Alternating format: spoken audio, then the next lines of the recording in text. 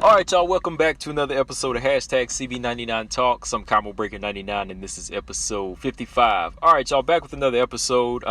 Yeah, man, I just want to come back. I feel like I'm coming back a little bit quicker, but yeah, I think I'm on the right time. Yeah, it's what, Wednesday? So yeah, by the time I put this episode out, yeah, I'll be on schedule, man. But yeah, back with another episode. I just want to talk about this past weekend. Going all the way back to last Thursday. That's how time be flying, man. Like, I've been wanting to talk about this PFL tournament, throughout the past few days, but I just been so busy. Then more fights came up, and I just been talking about other news and other fights. So yeah, man, it's just really been stocking up over the past week. So want to come back and do this episode and just talk about everything, that I want to talk about from last Thursday up till now. Of course, the fight weekend. So first up, Thursday, I want to talk about PFL, the lightweight tournament between the women. I just want to go back and discuss the fights, because I didn't really do any post-fight analysis for the fights. I was like, there's 5 on here, and I didn't really have time to break each one down. So I'll talk about the fights in this episode. I'll just kind of recap all 5 fights, and then we'll talk about the main event, the UFC main event this past Saturday, which I talked about in the live stream. But throughout this episode, there's some different angles I want to cover, of course. And first up, I want to talk about Canelo versus Billy Joe Saunders. I want to talk about that boxing match first. I want to talk about that. And to wrap the episode up, I'll revisit Weili, something I talked about in the live stream today, which a lot of people, they had, different thoughts on. We had a good conversation this past evening about Weili and her whole situation about, fighting in front of a hostile crowd. Whenever you're that visitor, you're dealing with something different. And, Weili was really dealing with something here, that was kind of bothering her.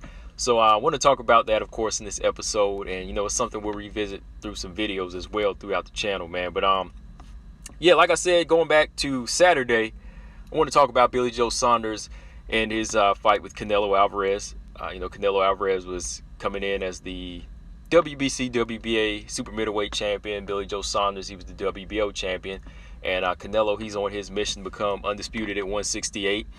And he got another belt. He's only one belt away. He was able to beat Billy Joe Saunders by 8th round TKO.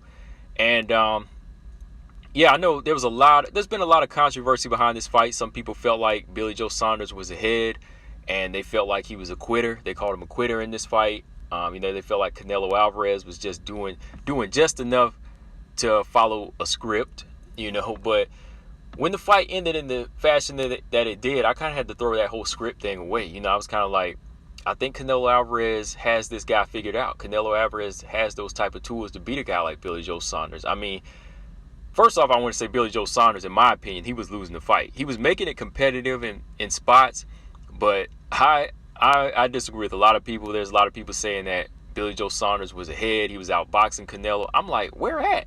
I was like, where at? Like, Chris Mannix, he was one of the guys who had Billy Joe Saunders ahead. I was like, what are you guys looking at? Like, this is a time when they want to see boxing skills rated over the effective pressure and effective punching that Canelo was doing. Like, now when Erislandy Lara was doing this to Canelo, I was like, where were you guys at then? Like, when Erislandy Lara, he was boxing circles around Canelo, like, how did y'all have him losing that fight?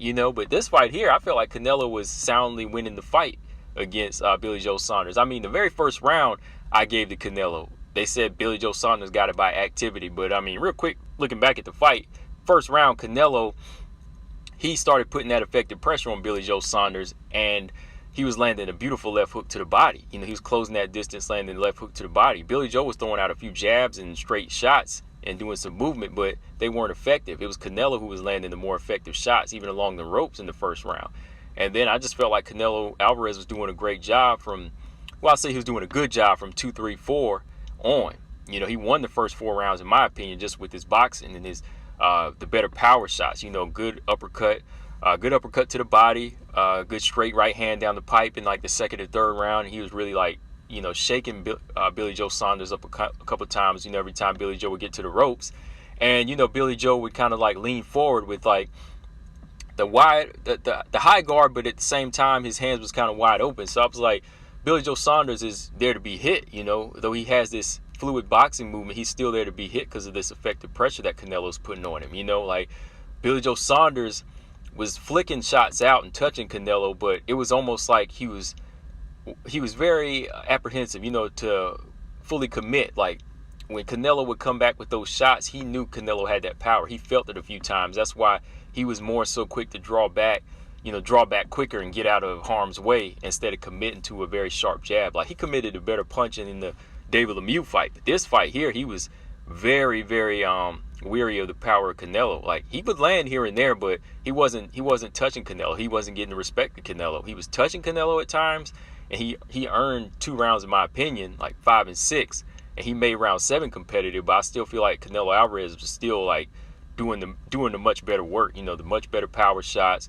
He was again getting the respect of Billy Joe Saunders, and Billy Joe Saunders never really could find his rhythm. Like there was times he would drop his hands and act like he was comfortable, and he would start like letting his hands go and then stepping to the side, boxing and circling. But Canelo never like fell out of rhythm. He never like got frustrated. He continued to come forward with his come forward with feints and come forward with his power shots. Now, one thing I would say about Canelo, he does have slow feet, but he kind of makes up for it with the fast twitch muscles of the upper half of his body. Like very good slick head movement, up top. He's using feints. He's doing the pressure, using moving his hands around, doing those little feints and putting effective pressure on him. So all the while he's doing this stuff, Billy Joe Saunders doesn't really know what's coming because of the hand games and the feints Canelo's playing. And then boom, next thing you know, the right uppercut's coming, the left hook to the body's coming. One thing I will say, Canelo, when he's in this mid-range, I would like to see a jab from the guy. Like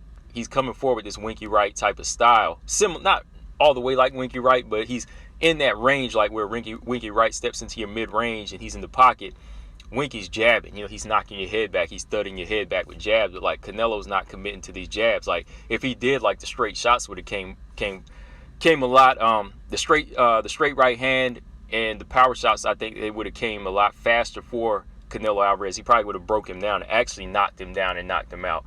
But I think Canelo, he gets a little power happy sometimes. He's so compact and used to that pressure and intimidating fighters that he likes to come forward and hook a lot. He doesn't really throw like a good straight jab enough. And I feel like in this fight, it would have been effective against Billy Joe as long as he was touching that body, with the jab. That would have opened up a good straight right hand upstairs. But to me, overall, I feel like Canelo Alvarez, he did it, He won against a very competitive fighter, slick boxer, and he took him apart. I feel like Billy Joe Saunders had his moments, but I never really felt like Canelo was in trouble, not even on the cards. Like first half, 6 rounds, I had it 4-2.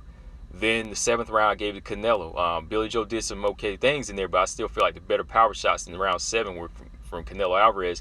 And then, of course, round 8, that's where Billy Joe, he started getting touched up more with those hard body shots.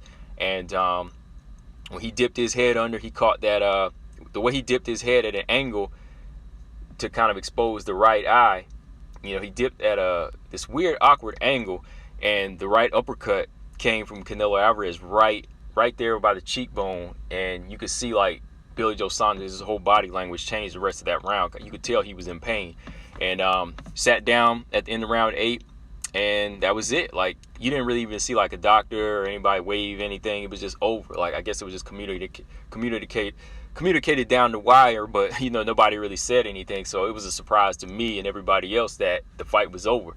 But as far as it goes, Billy Joe Saunders, the damage that was done, he was the cheekbone and the orbital bone were up by the orbital bone and cheekbone. It was fractured in like 3 different places, and part of his, I think the cheekbone was caved in like by his eye. That's why he couldn't really see. So yeah, it was kind of a grotesque injury. You just couldn't see the full damage. But like even the eye, he couldn't really open it. It was really starting to turn like black and blue, where from the damage done. So like what was going on inside was much worse than what we could see. That, like I said, caved in right there. That kind of made my stomach turn when they said like his eye was caved in, like, or his cheekbone had caved in. But as of now, he sent out a tweet and said that everything is good, surgery was good, and he'll be back.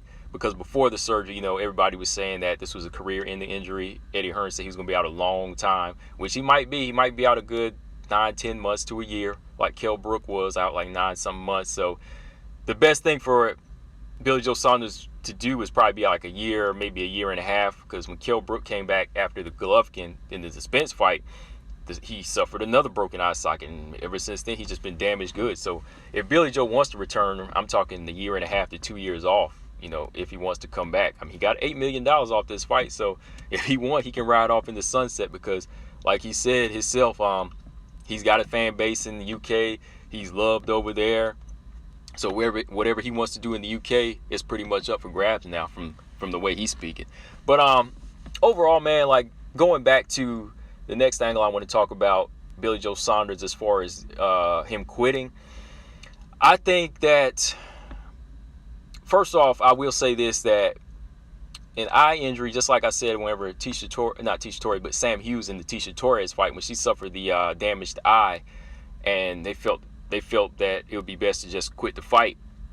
I stood by that. Same thing with Billy Joe Saunders. Like, I stand by the fact that he didn't want to go on with the damage to his eye, but I got to take away from him because that's not his code. According to other fighters, that's not his code. So he should have went on. He should have went on, according to how he talked about Daniel Dubois, you know, his other fellow UK brother. You know, he felt like he did what he felt like what Daniel Dubois did was wrong. He felt like he needed to go out on a stretcher or go out on his back, like he said. Shout out to Antonio Tarver. He posted on his IG. That's what Billy Joe Saunders communicated about Daniel Dubois. Oh, you should have went out on your back. You know, that eye, it wasn't that bad. You could have kept going. That was basically what he said. So for Billy Joe Saunders, if you want to carry that type of energy, then I can't give you a pass. You know, you are seen as a quitter, you know, in a lot of people's eyes. And again, to me, yeah, the eye is dangerous, but if that's your energy that you want to bring to other fighters, and that's how the energy you should carry. So if people label you a quitter, then you are a quitter. That's how I see it. I mean, if you didn't speak that energy about the fighters, I would think different, but hey, you did quit. I mean, you only had 4 more rounds. If you had the boxing ability and all the trash talk to back it up, translate that over. I mean, you should be the same guy that you are whenever you're talking trash to Mexican media, or you're out in the streets talking trash about, you know, different people, or provoking, like, you know, people on drugs and things like that, or showing people how you hit women on a heavy bag. You know, you might have been joking, but if that's the type of energy you carry, I want to see that. I want to see that type of energy even whenever you're damaged. You know, because that's the type of guy you are. You're supposed to be hard. You're supposed to be cold. Carry that energy with a broken eye socket and continue to fight. You know, that's my thoughts on that. I mean, if it was anybody else and they didn't really say anything, they were just humble about it, I would say, hey, man, look, more power to them if they need to quit, because, hey, I hate to see a person lose their eyesight. But you want to talk about other people, hey, you show it. You lead the way. You know, you talking about Daniel Dubois quitting. I mean, if you look at Daniel Dubois, his looks worse. The guy's a heavyweight. He was taking thudding jabs from Joe Joyce, and that's why his eye looked like a hailstone was in his head. You know what I mean? So his looked a lot worse than Billy Joe. And, you know, Billy Joe Saunders, according to other people and other judges, you were winning the fight.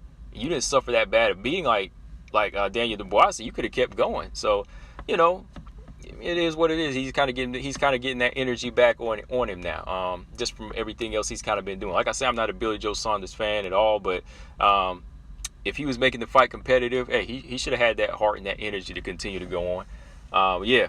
But yeah, man, from here, you know, like Canelo Alvarez, as far as what he's going to do, I'm expecting his next fight to be that final fight. Since he is a free agent, he could go over to PBC and fight Caleb Plant for the IBF belt to get all 4 belts and become undisputed. Can he beat Caleb Plant? I think Canelo Alvarez has the skill and tools to do it, but, you know, you never know. Like Caleb Plant, this might be the day that he rises to the occasion and says, there's 3 other belts on the line plus mine, and this is a life-changing thing. This is a career-changing opportunity. So he could rise to the occasion for this fight. You never know. This could be his Buster Douglas moment, or Michael Moore moment, like when he beat Holyfield. You know, this could be that moment where Caleb Plant says, look, I'm ready for this. I'm ready for whatever Canelo's doing. So he has plenty of time to study him, but right now I'm just kind of leaning towards Canelo Alvarez, just because, you know, he is that fighter that, you know, I've been following longer and seen what he's been able to do with high caliber of opponents. So, yeah. So, yeah, shout out to Canelo. You know, he's on his way. You know, he wants to do his undisputed thing. But there was another thing I know a lot of people have been talking about Canelo Alvarez. You know, they say he's been avoiding black fighters, like slick black fighters, and fighting black fighters. I don't know, like, there's a lot of black fighters avoiding other black fighters out there, but I kind of get where some people are talking about. Like, he's fought black fighters in the past, of course. You know, he's fought Lara, he's fought Trout, he's fought Mayweather, he's fought Danny Jacobs.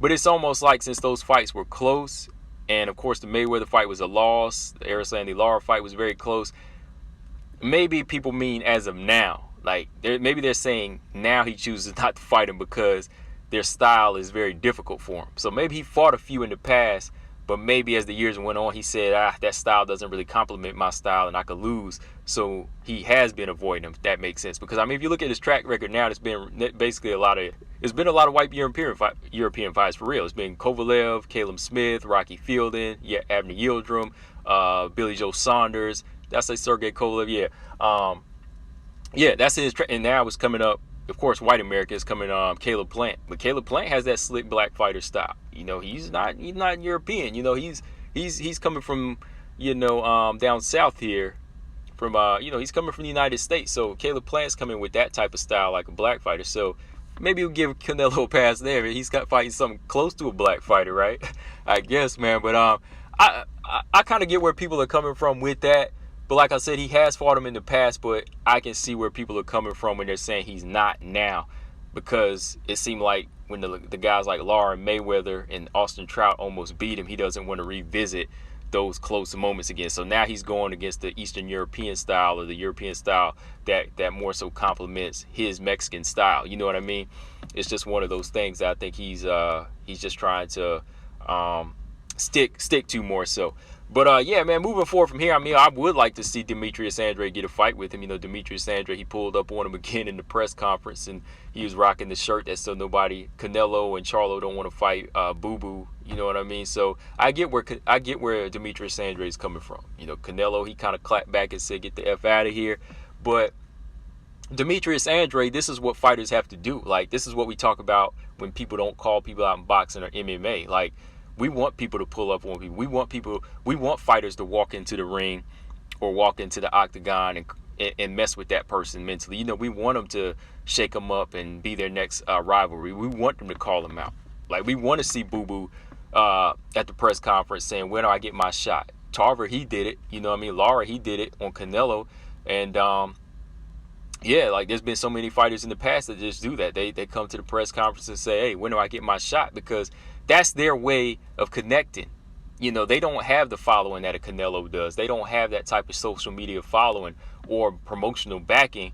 So they have to put their face on the map by interrupting you. You know, Shane Mosley, he tried to do that to Floyd Mayweather. You know, he walked up in there that time Floyd had just beat, I think it was Juan Manuel Marquez, and he pulled up on him at the time. And, you know, Floyd got pissed off, but hey, Floyd gave him the fight. You know what I mean? So yeah, like, it's just one of those things. Like, so much came out of this fight. You know, there's just so much going around this fight. You know, Canelo's next opponents, you know, the future of Billy Joe Saunders, the future of Canelo, the future of Caleb Plant, the future of the middleweights, super middleweights. It's kind of got everybody in an uproar now. Like, even just people just wanting to enjoy fights. You know, they want to know what Canelo's going to do. Is he going to take on a big challenge now? In my eyes, Billy Joe Saunders was his biggest challenge in a minute. You know, much bigger than Sergey Kovalev and Caleb Smith. And Canelo, he was able to make adjustments and overcome adversity. You know, so we just got to leave it at that. But yeah, man, let me know in the comment section what y'all think, though. Canelo Alvarez, do you see him becoming undisputed by the end of the year? I pretty much do. Like I said, if he gets past Caleb Plant, he does. Will he ever give Demetrius Andrade or Charlo a shot? We'll see, man. But overall, I just think Canelo Alvarez, he boxed a good game. He wasn't in the fight to win every single round. You know, Floyd Mayweather, he may lose a round here or there. Terrence Crawford, he might lose a round here or there. But, you know, it all comes down to the master plan of just winning the fight. You know, Canelo Alvarez had a plan, you know, to maybe just figure Billy Joe Saunders out. If you got to drop a round or two, oh well, you know. We're looking for the big shots. We're looking for the big statement. We're looking for the big win. And Canelo Alvarez, he got it. He got it, man. So, yeah, man, let's move on. Well, actually, let's take a step back to Thursday. This past Thursday, PFL 3 took place. There was the heavyweight tournament between the men? Correct me if I'm wrong. guys. I was not paying attention to the men's fights too much. I was checking out the women mostly, the lightweight tournament. I was really just interested to see who was going to be like the next possible threat for Kayla Harrison. Of course, I was trying to see what was up with Caitlin Young, one of my favorite fighters. Cindy Danwa was up in there. Larissa Pacheco was back. So, yeah, I was really into that whole roster of lightweights and the newcomers, too, as well. So, real quick, man, PFL 3, if you're not familiar, it's a tournament that takes place every year. And this year, PFL 3, they kicked it off once again with some similar, some familiar faces, and they also had some new faces, some veterans up in there. And if you're not familiar with like the style of tournament, everybody is matched up. Everybody's matched up with their, the first fight, the first 5 fights, 10 fighters, 5 fights, and it's not really a bracket, which is what kind of sucks about it. It's just kind of like everybody's matched up. Nobody has it. Fans don't have an idea who's being matched up, but everybody's getting their matched up with their partner, and they're on a scoring system. So whoever wins their fight by decision, whoever wins, they automatically get 3 points, right? But if you get a first round finish, you get 3 additional points, which will bump up to 6 points. And if you get a finish in the second round, it's 2 points. Finish in the third round, it's 1 point. So decision is just your regular 3 points, and then you go up into that top 5. You go up in that top 4, top 5, and what is it? The top 4. The top 4 go into the actual tournament for the $1 million and the PFL lightweight championship belt and all that. So yeah, once again, we got down the roster here. We got Larissa Pacheco back, and she was matched up with Juliana Pagic first. Then we had Kayla Harrison, the returning champion. She was matched up against Mariana Moroz. Then we had Taylor Godardo. If you're not familiar with her, she had an extensive amateur background, and she came from Invicta. She had 1 fight in Invicta, who she lost to Tanisha Tennant. But before that, she had like an 8-1 run in amateurs, and she came back 8 years later after her pregnancy and everything and returned to the world of MMA. So Taylor Godardo against Helena Kolesnik. I want to make sure I pronounce that right. Then you got returning veterans from, UFC, Invicta, all around great veterans. One of the pioneers, Caitlin Young versus Cindy Danwa. And last, but definitely not least, Jenna Fabian versus a fellow giant like herself, Laura Sanchez. So, yeah, we had some good matchups. 2 good Muay Thai fighters, 2 veterans, some all-around mixed fighters in there, good grapplers. And Larissa Pacheco just looking like, a beast this time around. That's why I got to get out of the way first. She was looking like a beast this time around. Like, she's not playing. So she's definitely one I got my eye on next to Caitlin Young and Jenna Fabian in this one, man. But real quick, let's go back and look at the fights. First fight, Helena Kolesnik, she scored a unanimous Taylor Godardo scored a unanimous decision over Kolesnik. And going back and looking at the fight, the first round, Godardo, she basically used her grappling skills to really slow Kolesnik down, who was more of a striker / boxer. And she just got on the back of Kolesnik and rode her down, and she was able to control the fight. Kolesnik, she did well defending some of these grappling and submission attempts, and just really good at fighting the hands of Godardo. So she was good at surviving that first round. Not much happened, but Godardo, you had to give her the round because she pretty much controlled it, and she avoided a lot of the stand-up attempts from Kolesnik in this fight. Kolesnik, she tried for a top position in this round, and she tried to get back to her feet and score some strikes, but I just feel like Godardo, she just controlled the round overall. Second round, Kolesnik, she started landing some good left hands at a distance. She stuffed the takedown attempt for Godardo. She was just controlling the round with some nice leg kicks and, like I said, some good left hands, keeping her range, but letting Godardo rush in too much. And when she rushed in, she got another takedown, and in that top position, Kolesnik, she lost a point for an eye poke here. She lost that eye point, so that definitely put her back. Put her back behind. Godardo, to me, she just won the round with all the clinch control and just the smothering and staying in her face, and of course, having a point deduction on her opponent's side. So that gave Godardo that round. In the last round, Kolesnik, trying to use that jab and leg kicks again, but to me, she needed to step on the gas, look for some counters, and look for a stoppage. She had to do something big because Guardado was landing her right hand and her jab. Kolesnik, she was controlling the stand-up overall, but her takedown defense just wasn't there. And again, Guardado, she clinches with Kolesnik, and she tosses her down, and she just controls the top position, landing some good body shots. So yeah, Janiyah Fabian, not Janiyah Fabian, but Taylor Guardado, she was able to win that. She was able to win the fight, unanimous decision. So she got her 3 points and advancing on. Next fight, Janiyah Fabian, she got her unanimous decision over Laura Sanchez. And this was a good fight. It was kind of a different texture than the first fight. We had two tall women in there. Janiyah Fabian, she's 6 foot, and Laura Sanchez is 6'1", and they're both like Muay Thai fighters, so they brought more of a chess match, good stand-up style in there. Janiyah Fabian, I feel like she just did the overall better work, in the clinch, much stronger, fighting at a distance, picking her shots. I think she just controlled the fight overall. First round, Jenna Fabian, she was just using some nice lateral movement, measuring with the jab, landing good leg kicks, which opened up some nice kicks to the body and some good left hands. Sanchez, she was walking Fabian down, and she was able to land a good right hand of her own and close in and clinch up. But to me, Fabian, again, she was controlling the clinch with her strength and her good head movement, good head control, and just knees to the body and just throwing some nice combinations. Second round, Sanchez back in the clinch with Fabian. Fabian was showing who was much stronger. She was just muscling back, going back to range and landing those body kicks, and just going back into the clinch anytime she wanted and just controlling it. Fabian was using those knees and, again, the head to control the fight. Sanchez wasn't really making it easy, though, in my opinion. She was game the whole fight.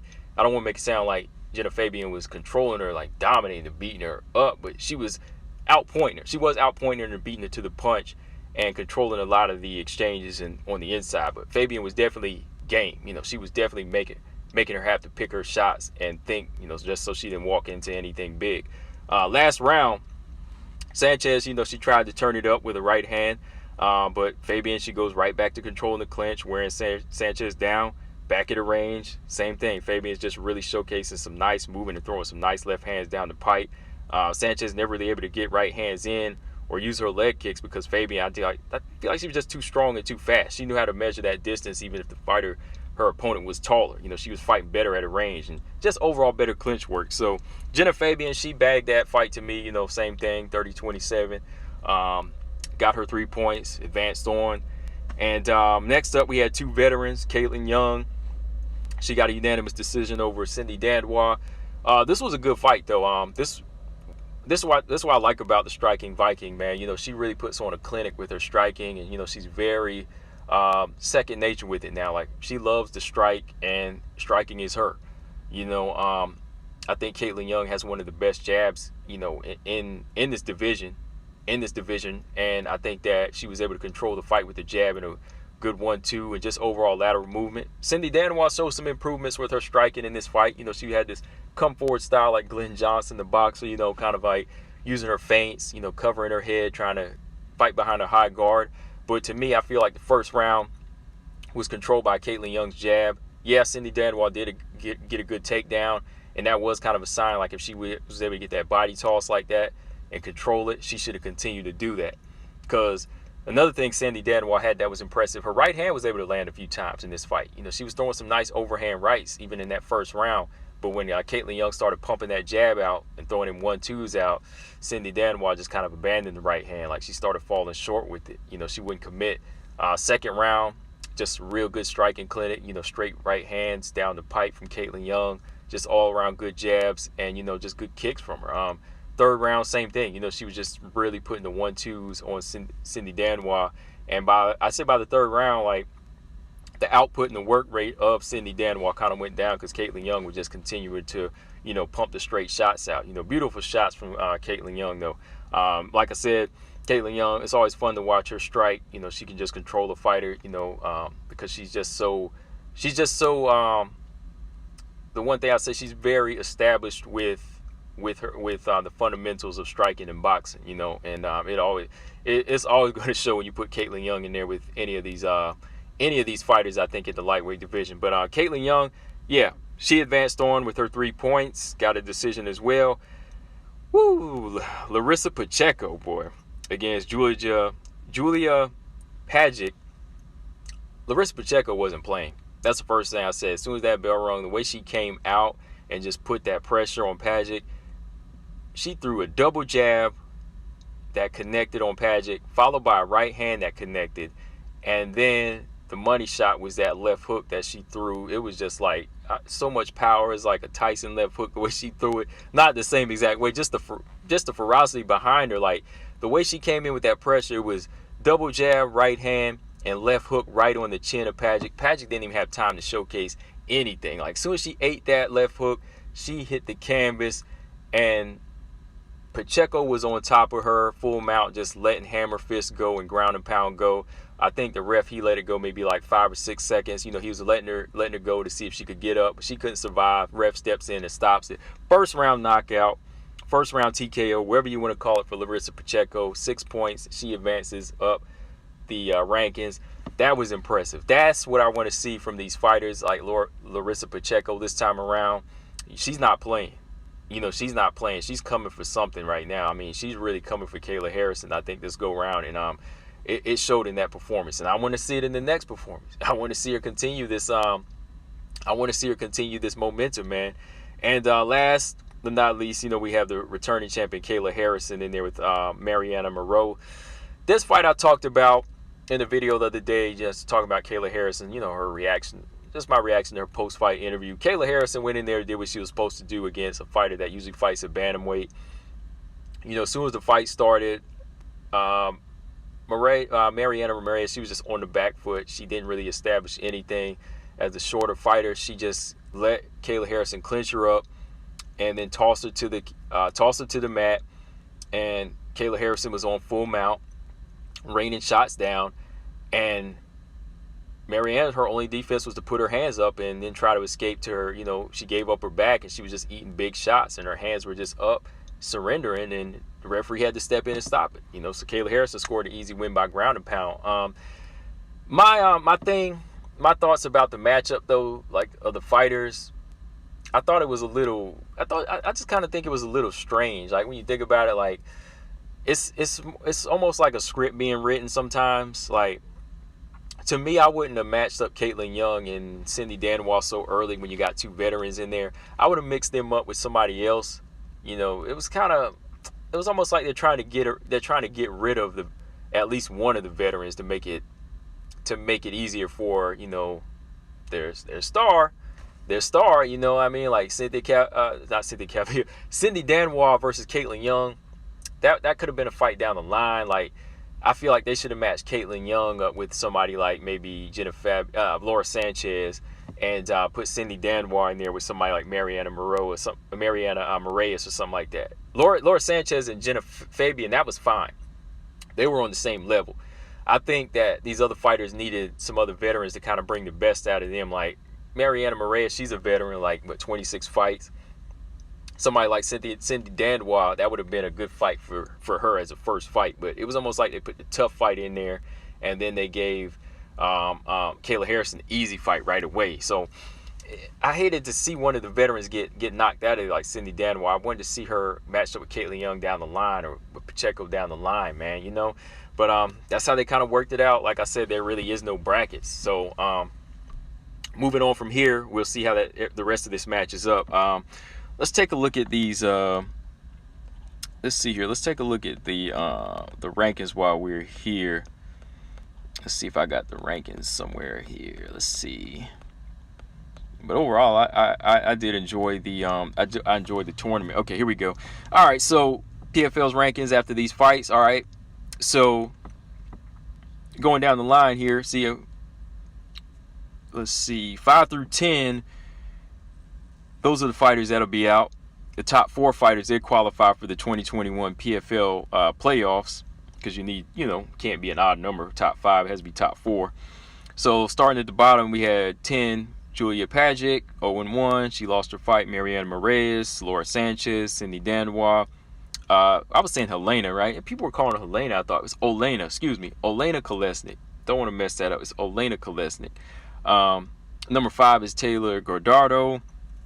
She's 1-0, so she'll get back in there. She'll get back in there. Number 4, Caitlin Young. Number 3, Jenna Fabian. Number 2, Kayla Harrison. And number 3, Larissa Pacheco. And you'll see the points right there. I'll post a picture up there for y'all on my YouTube, on the YouTube version of this. So number 5, you see she got 3 points. Taylor Goddard got 3 points for her decision. Then you see Caitlin Young, she got her 3 points for her decision. Jenna Fabian got her 3 points, and then Kayla Harrison got 6 for her first round finish. Larissa Pacheco, her first round finish, 6 points, and hers was very impressive. I mean, the way she just came out and knocked the girl out and ground and pound, very impressive. But yeah, moving on from here too, man. Like, I want to see Larissa Pacheco go all out this time. I know she did the first 2 times. She gave Kayla Harrison some tough fights, but I want to see this new reinvention. I want to see her take it there and just say, look, I'm not showing the respect anymore. I'm going in there after you and I'm taking you out, And as for Kayla Harrison, like I said, I talked about this in the video just in case y'all didn't hear. I was kind of rubbed the wrong way about Kayla Harrison and her, the cockiness and the subtle shot she was. I don't know if I'm going to call it subtle, man. We knew who she was talking about. The shot she was taking at Claressa Shields. After her fight, her interview was like 40-some seconds, 50 seconds. And, she said, any of these, everybody thinks they can do this or something. She was like, these idiot YouTubers and these boxers, they want to come out here and jump into the world of MMA. I'm the queen of this. Like, I'm the queen in this room.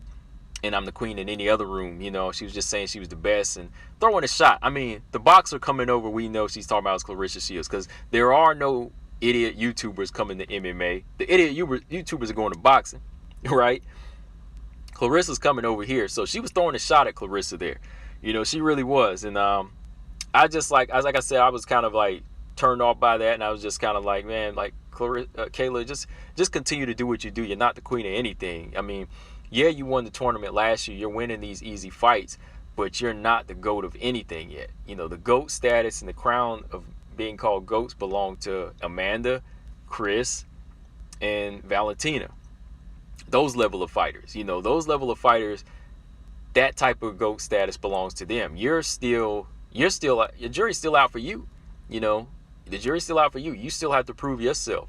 You have to prove yourself by winning this tournament, moving on, fighting in Bellator, fighting in UFC, and fighting the best fighters. That's how you gain. That's how you gain GOAT status, or that's how you gain queen status.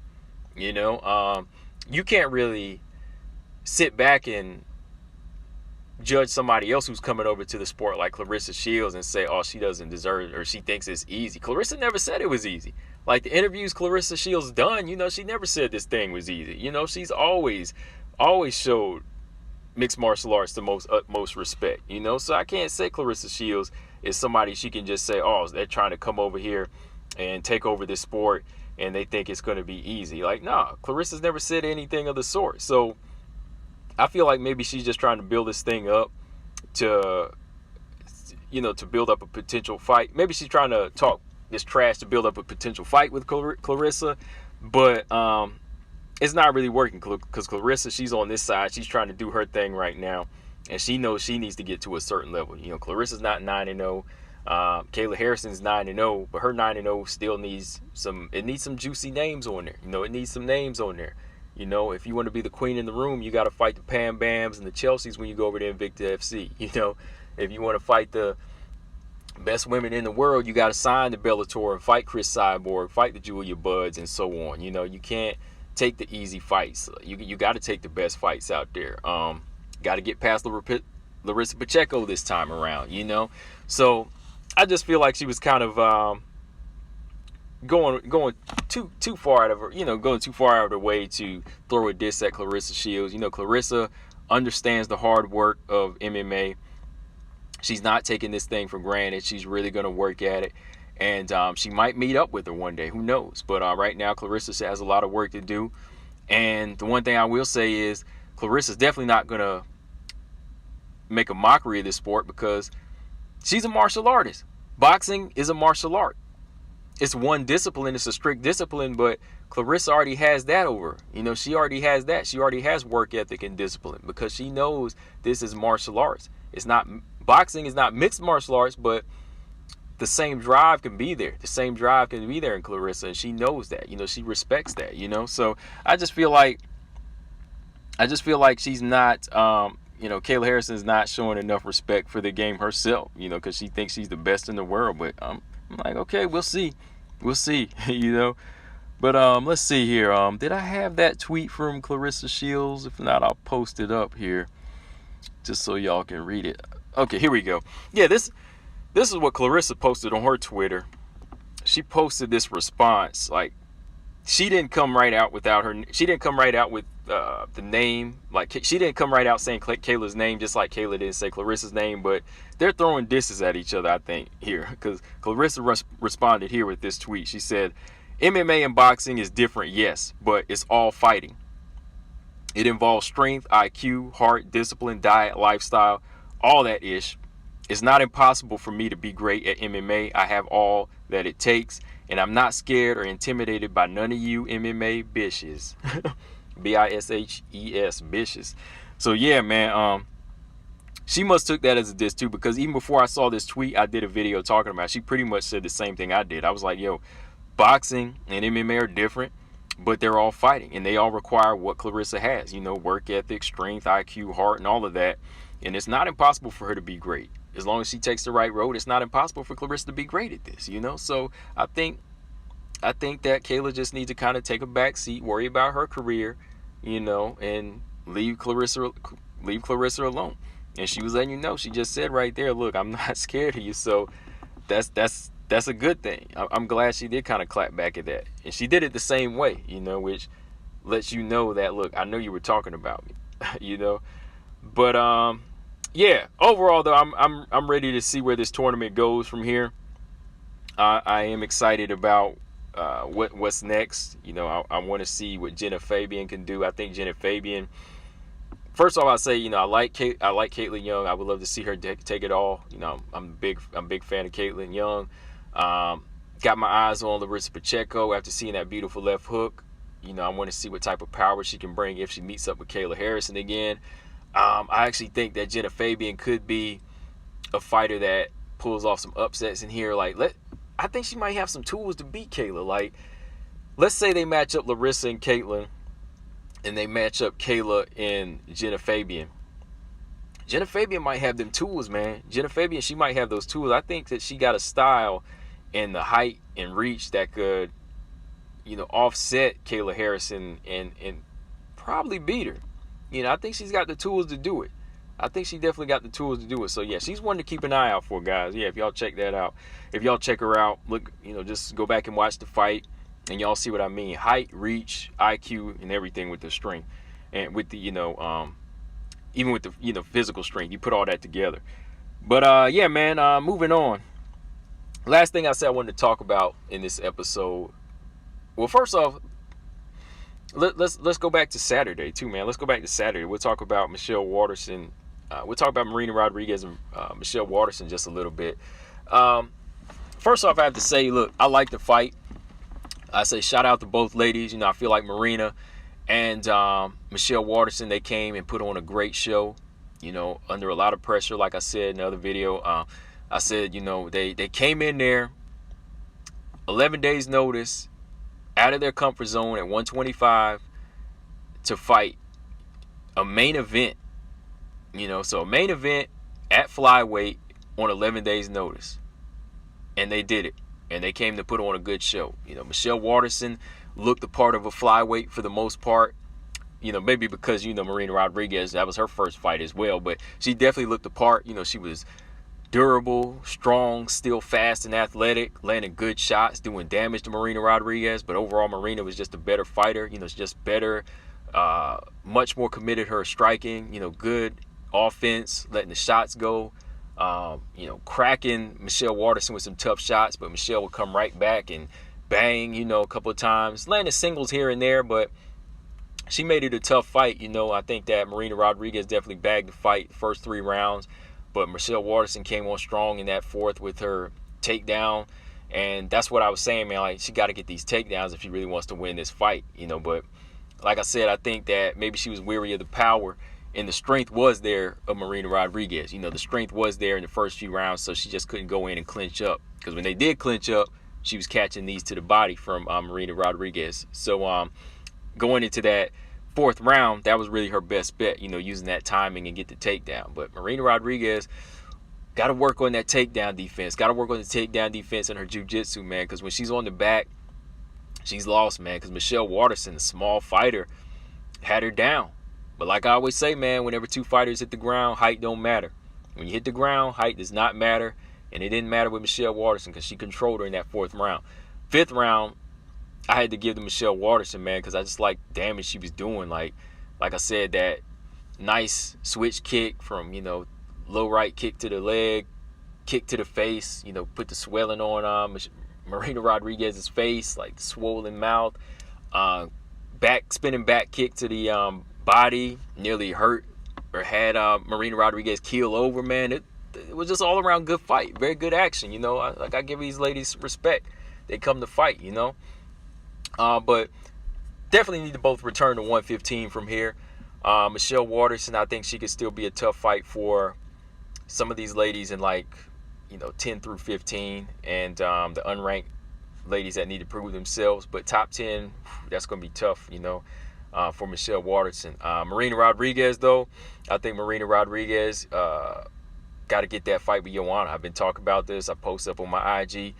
Marina Rodriguez versus Wmma. You know, Wmma wants to come back in the game in September, make that fight happen. 4 months from now, that's the perfect fight to happen. Marina Rodriguez if you beat a former strawweight champion that had the most title defenses, 5 title defenses, that's a shoe-in for a title shot. You know, Joanna's number 2, so you beat the number 2, shoot, you might get past Zhang Weili and get it next, or you might get it after Yan Xiaonan and Carla. So yeah, make that happen, make that fight happen. You know, Joanna want to come back, get her a title shot. No, get you a good fight against a solid top 10 fighter first. See where you at. That's enough said, right? Enough said on that. So make that fight happen, UFC. Marina versus Wmma. I'm gonna keep posting up. I'm gonna do another video about it as well. So yeah, moving on though. Let me know what y'all think. I thought it was a good fight, all around good fight. You know, Ebos and Hill. I really wanted to see that fight, but I think that's gonna be rescheduled for June 5th if I'm remembering, if I heard correctly. So yeah, let's see. Last topic, y'all. Last topic. Just want to give you my thoughts on this episode, which I might dedicate a whole episode to, because this is something that all fighters need to hear, man. Like, Zhang Weili recently did this interview, and, you know, she kind of went in about the crowd, dealing with a hostile crowd in Florida. And, you know, she had to say that's what contributed to her loss to Rose. And I talked about this already, but I want to just read through some things with y'all right here. And pull this article up. Okay, so right now, Zhang Weili, you know, she's stating that the boos and having the crowd against her is what really kind of contributed to her loss, because she started to lose focus. You know, which I can't agree with. That is a part of the fight game, but that says more than that says more than you probably want to let everybody know about you, which I'll talk about here in a minute. So Zhang says last fight with Wmma, even though she trained in America, she is an American, so we were quite equal and none of us got any boos. But this time, because Rose is from America and Florida is a bit like that, so when I showed up in the event, wow, the boos were really loud. It was my first time experiencing the situation, and I didn't expect it to be so serious. Even if she had 70% of the audience on her side and just a small amount on my side, it wouldn't have been that loud. When my music started playing, even before I showed up, it was already loud, and so I couldn't even hear what the referee or coach said. Okay, so yeah, that was the first part I wanted to read. Yeah, so right there, she's letting you know that a hostile crowd can kind of throw her off her game. You know, like other people were telling me that they saw the fight. When other people saw it, they were like, I think the crowd was bothering. I was like, nah, I don't think the crowd was bothering. I think maybe she was just out of her element for a bit, and maybe she was just focused. Maybe she was in another zone when she got there, you know. But I didn't think it was the crowd, but some other people told me. I didn't want to admit that this time, but some people was like, I think the crowd's getting to her. And then when she lost, it was like, I told you it was the crowd. I was like, well, we'll see. But now, Zhang Weili comes right out, says it was the crowd. She says it was the crowd that was bothering her. And right there, that kind of tells you that Zhang Weili right now has a, she's in another place where I don't think I've ever really heard too many fighters say anything like this before. It really showed this type of weakness. It's almost dangerous that she's kind of saying this, that a hostile crowd threw her off. It's not the hostile crowd that you're going to fight. They may be saying certain things, and yeah, words can hurt. Apparently words do hurt more than the fist, because they threw her off her game big time. And the boos, they made her lose her focus like this in the first round. I'm like, wow, that says a lot. And like she said, the first time around when she fought Wmma, it was on even playing field, so her mindset was okay. It was focused. But you gotta understand, man, like sometimes somebody is gonna be the favorite, and you have to have an open mind to that. Like, this is competition. People are coming. It's a competition. It's a contest. People are gonna, the fighter you come in to face, they're gonna be bringing their fans. Sometimes they'll be bigger. You said it yourself. Wmma, foreigner as well.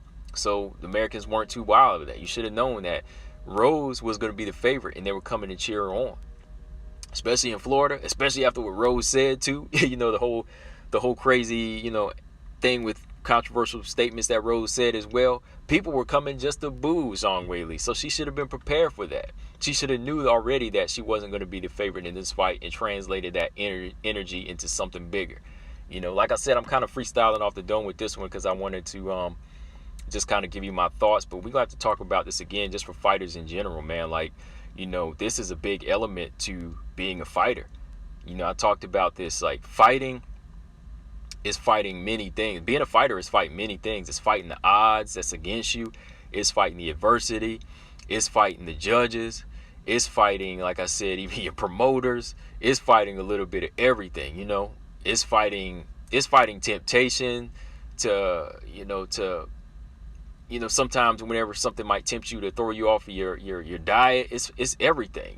It's fighting the people that are against you. Like I said, it's just fighting people that are against you that you never even knew were against you. There's going to be different things that throw you off. Like, apparently she didn't know the crowds boo like this.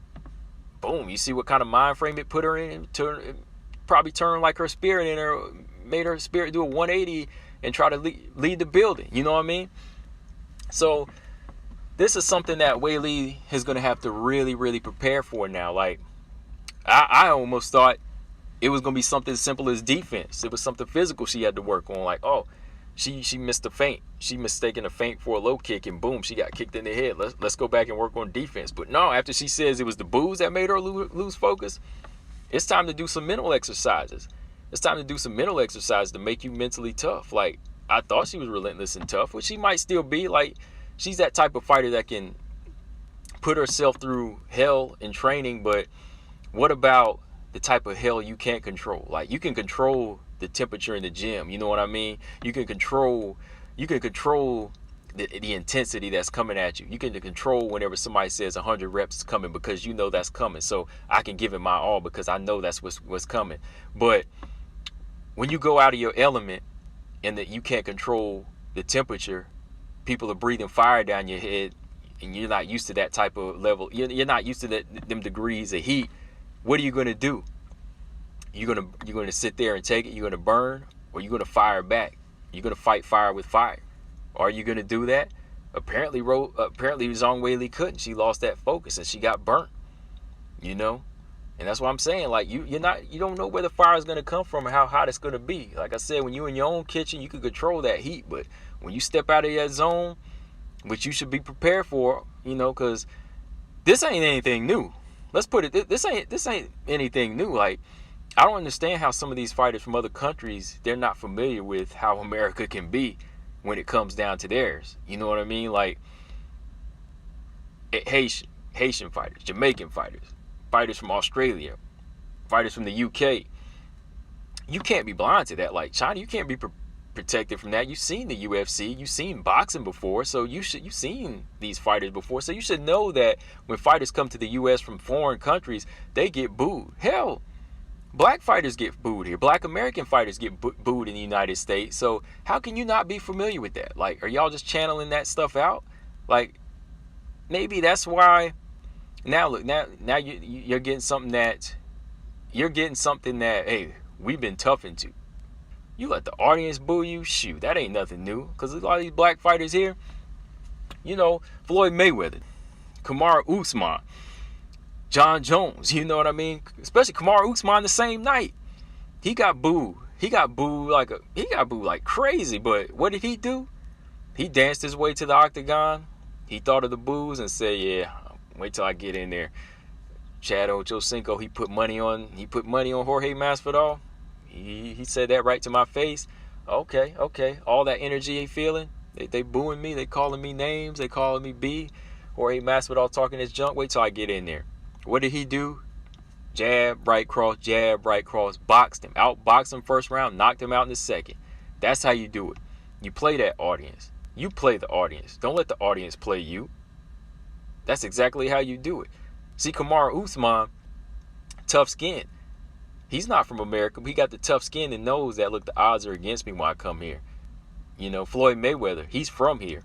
Black American, he knows the odds are against him. Tough skin.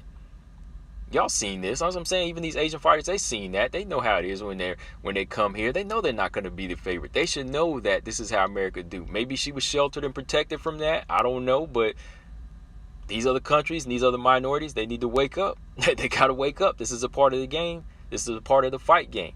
Goes all the way back to Jack Johnson, Joe Louis, Ezra Charles, Archie Moore, to your fighters to today, Errol Spence Jr. You know, all these fighters today, they deal with it. Like I said, Jack Johnson, that's the worst. People putting hits on your head. You beat their white fighter, shoot, you might not make it home. You might get your throat cut. You know? So, Zhang Weili, you lose focus over some boos. Oh, man, that's a lot of work to do. You got to go back because this is how it's going to be. This is the fight game. This is what's going to happen on that level, you know. First time around against Wmma, it was neutral, but now that it goes up, now that the temperature goes up and you feel like this, no. Especially now, too, like, she wants the rematch, but she feels like the rematch needs to be on neutral ground. That ain't your call. And you said it. She said it, you know. She was like, I would like for it to be in Abu Dhabi this time around, be on neutral ground, but I don't think it could happen because it's up to Dana White and Rose as the champion. So it's more than likely not, which is true, which means you got to go back to the drawing board and work on that mental pressure, that mental game to deal with mental pressure, you know, because this fight probably could be in Las Vegas and Florida again, you know, so it's up to you to deal with that pressure, you know. Do mental exercise. Like I said, do things like I talked about in my live stream, you know, sit down, read books, you know, read books that's going to build your mind. Just listen to tapes, you know, motivational tapes, whatever you got to do to help build your self-confidence. Not just your physical confidence, but your self-confidence in your mind that can tell you can take on anything. You know, that you can beat any demon, that you can beat any of these demons that are trying to break you, you know, because if you have the muscle, that's one thing. But if you ain't got the, you know, the muscle is just one thing. But if you don't have the mind to deal with these demons that are out there to get you, that come in the form of like negative energy from the, you know, negative comments from, you know, the crowds and like your opponent, then you'll crumble. You will crumble, you know. So I don't mean to get too deep on it, but yeah, Rose, you know, she did bring that type of energy into this fight, and it was up to Zhang Weili to say it's time to channel this. Same way Kamaru Usman did, same way Errol Spence did when he went to the UK to battle Kell Brook. They booed the hell out of me. They threw stuff at me. They threw chocolate brownies at me, which they did. They threw chocolate brownies at him, but you know what he did? He went in there and he whooped up on Kell Brook. He whooped ass that night. You know, Kamaru Usman, he whooped ass that night. Floyd Mayweather, he gets booed. Conor McGregor, people going for Conor, right? He whooped ass that night. So Zhang Weili, you gotta build yourself up. Not these muscles anymore. It's the mind. You gotta build the mind up. And understand, this is a part of history. This is a part of America. Like, y'all can't play dumb to this. See us, us over here, we got the hard skin for that. We play the audience. The audience is our puppet. Floyd Mayweather. What does he do? He hears boos. He hears jeers. You know what he hears? He hears dollar. He hears dollar signs. He hears that cash register. He hears that cash register sign. That cha-ching sign. That's what he hears. He don't care. Because you know why? Because those haters and those people that are booing him, they are still giving him money. They're still paying to see him. People that pay to see him lose, they're still paying him. And that's what you have to do when you get to that higher level. You got to understand now. It's a business. It's entertainment. And you got to make it work to your advantage. Valentina, another good example. You got to work it to your advantage. Valentina is not really a favorite. Like I said, a lot of people feel like UFC don't give her enough respect. That's why she cold with it. She's cold with it. She comes to whoop ass, get the money, and that's it. And better herself. That's why she's another good example of self-confidence. She models. She hits the shooting range. She traveling. She does things to build her mind up, learns other languages. You know what I mean? So her self-confidence up is to say, look, I'm better than anybody out there that's saying that I'm nothing, that I'm trash. I'm better than anybody out there right now that's booing me, that's going against me. That's how strong her self-confidence is. Her mind is as strong as her physical strength that we see in the octagon. You see that at the stare downs. You see that during the fight. You see it before the fight, after the fight. You can actually see her mind through her body, through her actions. And that's what you want to see. Like, sometimes we get so deceived by certain fighters that are big and muscular. We think that they are these big, strong people all the way around. But let one little thing go wrong and watch that mind crumble. Not Valentina. Not Floyd Mayweather. Not Muhammad Ali. Not these fighters. They fought under 400 degrees, And you can see, like I said, through their actions, you see the mind. Through the strong actions, there's a strong mind. Let's put it that way. So yeah, man, Zhang Weili, I will say this, there's a lot of work to be done mentally. I think that, like I said, it's just a thing where she has to say, look, I gotta turn this into my show. People boo me. Oh, well, they're paying to see me. The people that came to boo me are paying my bills. They're paying for my retirement. They're paying for my food, the clothes on my back, right? So you play them that way. You got to remember that. Self-confidence, build it up. Like I said, I'm not here to bash Zhang Weili on her saying the audience was the reason she lost focus, because it probably was. It's not an excuse at this point. She's actually telling you the problem, and it's a problem mentally.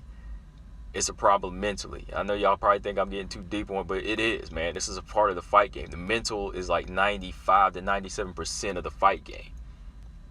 That's what this game is. So I just think that Zhang Weili has a lot to do mentally more so than physically.